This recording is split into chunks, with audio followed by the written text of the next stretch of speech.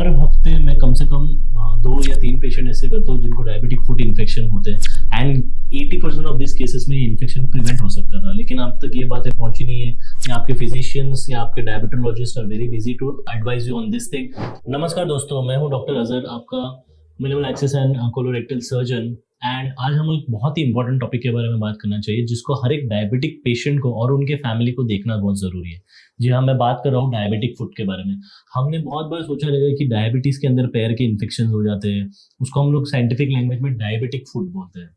अगर आप या आपके घर में किसी को भी डायबिटीज से कोई सफर कर रहा है तो ये वीडियो देखना बहुत ज्यादा जरूरी है उनके लिए।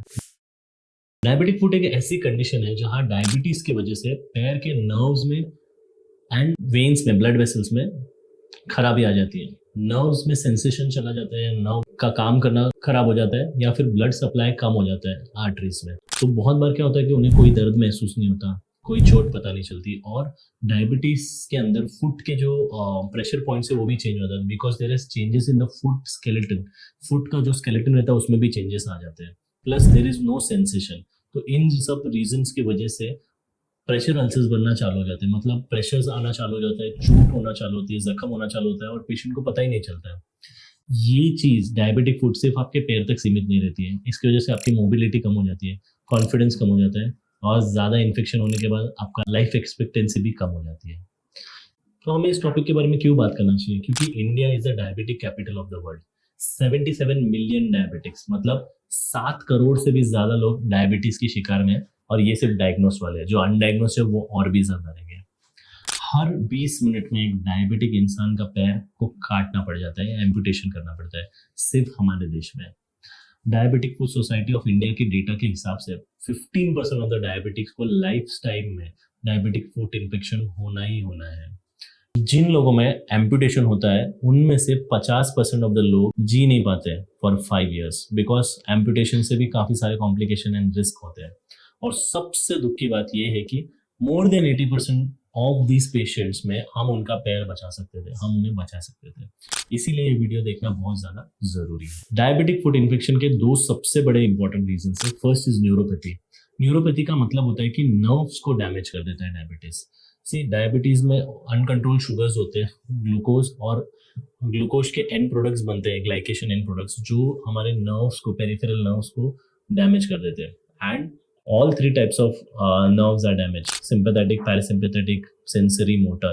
ये सारे जो नर्व के टाइप्स होते हैं, सारे नर्व्स को अफेक्ट करता है, जिसकी वजह से चेंजेस ऑफ फुट शेप हो जाते हैं, सेंसेशंस कम हो जाते हैं, मोटर चेंजेस आ जाते हैं।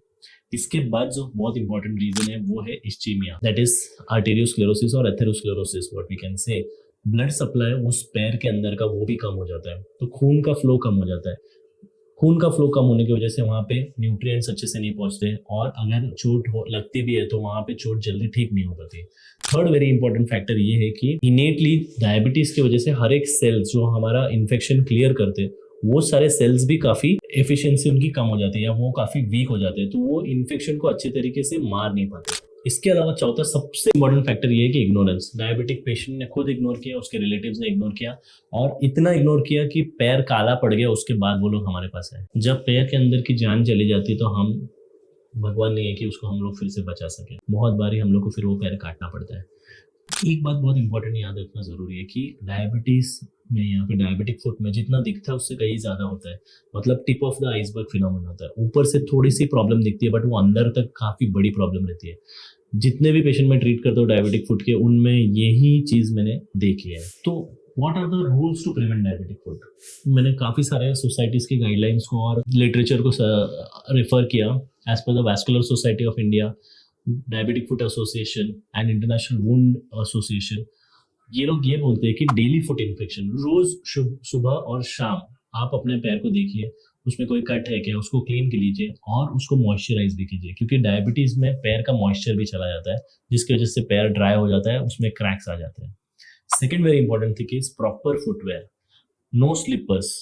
आपको सॉफ्ट अच्छे सोल्स का, जिसके अंदर मेमोरी फोम हो, या फिर ऐसा सोल जो आपको पैर को काफी कंफर्ट देगा, ऐसे टाइप के आपको फुटवेयर पहनने जरूरी है। सो डायबिटिक फुटवेयर के अंदर एज पर द DFSI बहुत ही एक कुशन वाला इंसोल लेना जरूरी है, एंड जिसके अंदर कोई टो सीन्स नहीं है या फिर ऐसा कोई शार्प पार्ट नहीं है जो आपके पैर को डैमेज करेगा, क्योंकि डायबिटिक फुट में पता नहीं चलेगा अगर वो कट भी गया तो, और एक बार कटने के बाद इन्फेक्शन पूरा इजीली अंदर आ जाता है। Third very important thing is annual foot risk assessment.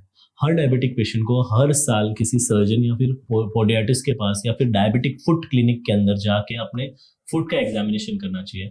बहुत सारे अलग अलग टेस्ट होते हैं, जैसे vibration test, monofilament test, ankle brachial pressure index. ये सब चीज़ों से हमें ये पता चलता है कि उनका नर्व्स और उनके वेसल्स क्या क्या लेवल है। Don't ignore minor injuries. बहुत इंपॉर्टेंट चीज़ है कि हम लोग को अगर थोड़ी सी इंजरी हो जाती है तो हम लोग उसको इग्नोर कर देते हैं।